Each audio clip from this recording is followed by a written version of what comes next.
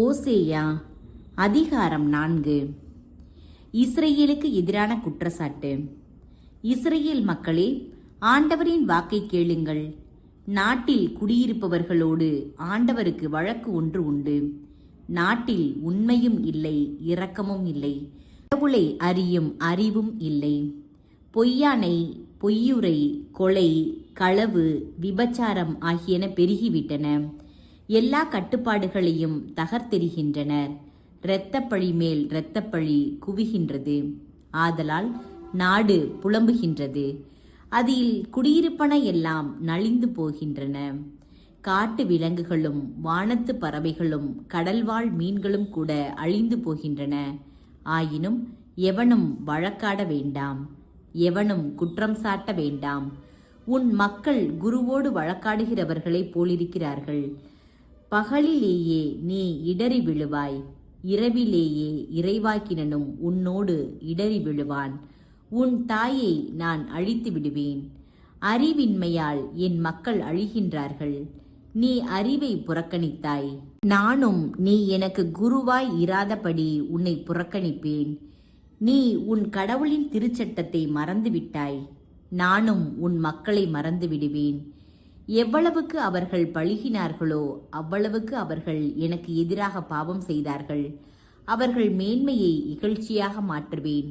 என் மக்களின் பாவங்களால் இவர்கள் வயிறு வளர்க்கிறார்கள். அவர்கள் தீச்செயல் செய்யும்படி இவர்கள் ஏங்குகிறார்கள். குருவுக்கு நேரிடுவது மக்களுக்கும் நேரிடும். அவர்களுடைய தீய வழிகளுக்காக தண்டனை வழங்குவேன். அவர்களுடைய செயல்களுக்கேற்ற பதிலை அளிப்பேன். அவர்கள் உண்டாலும் நிறைவடைய மாட்டார்கள், வேசித்தனம் செய்தாலும் பழுக மாட்டார்கள். ஏனெனில் வேசித்தனத்தில் ஈடுபடுவதற்காக ஆண்டவரை கைவிட்டார்கள். இஸ்ரேலில் சிலை வழிபாடும் குடிவெறியும் மதுவும் திராட்சை ரசமும் அறிவை கெடுக்கும். என் மக்கள் மரக்கட்டையிடம் குறி கேட்கின்றனர். அவர்களது கோல் மறைமொழி கூறுகின்றது. விபச்சார புத்தி அவர்களை நெறி தவற செய்தது. விபச்சாரம் செய்வதற்காக அவர்கள் தங்கள் கடவுளை விட்டு அகன்றனர். மலை உச்சிகளில் அவர்கள் பலியிடுகின்றார்கள். குன்றுகள் மேலும் நல்ல நிழல் தரும் கருவாளி, புன்னை, தேவதார ஆகிய மரங்களின் கீழும் நறுமண புகை எழுப்புகின்றார்கள். ஆதலால் உங்கள் புதல்வியர் வேசித்தனம் செய்கின்றார்கள்.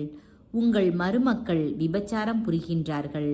உங்கள் புதல்வியர் விபச்சாரம் செய்தாலும் உங்கள் மருமக்கள் விபச்சாரம் புரிந்தாலும் நான் அவர்களை தண்டிக்க மாட்டேன். ஏனெனில் ஆண்கள் விலைமாதரோடு போகின்றார்கள், தேவதாசிகளோடு சேர்ந்து பழி செலுத்துகின்றார்கள். அறிவற்ற அம்மக்கள் அழிந்து போவார்கள். யூதாவுக்கு எச்சரிக்கை. இஸ்ரேல், நீ வேசித்தனம் புரிந்தாலும் யூதா நாடாகிலும் குற்றமற்றதாய் இருக்கட்டும். கில்காலுக்குள் நுழையாதீர்கள், பெத்தாவேலுக்கு போகாதீர்கள். ஆண்டவர் மேல் ஆணை என்று ஆணையிடாதீர்கள். கட்டுக்கடங்காத இளம் பசுவை போல இஸ்ரேல் மக்கள் பிடிவாதமாயிருக்கின்றார்கள். ஆண்டவர் அவர்களை பரந்த புல்வெளியில் ஆட்டுக்குட்டியைப் போல் மேய்க்க முடியுமா? எப்ராயிம் சிலைகளோடு சேர்ந்து கொண்டான், அவனை விட்டுவிடு. குடிவெறியர் கூட்டமாகிய அவர்கள் வேசித்தனத்தில் ஆழ்ந்திருக்கின்றார்கள். தங்களது மேன்மையை காட்டிலும் இகழ்ச்சியையே அவர்கள் மிகுதியாய் விரும்புகின்றார்கள். காற்று அவர்களை தன் இறக்கைகளில் பற்றி கொள்ளும். அவர்கள் தங்கள் பழிகளால் நாணமடைவார்கள்.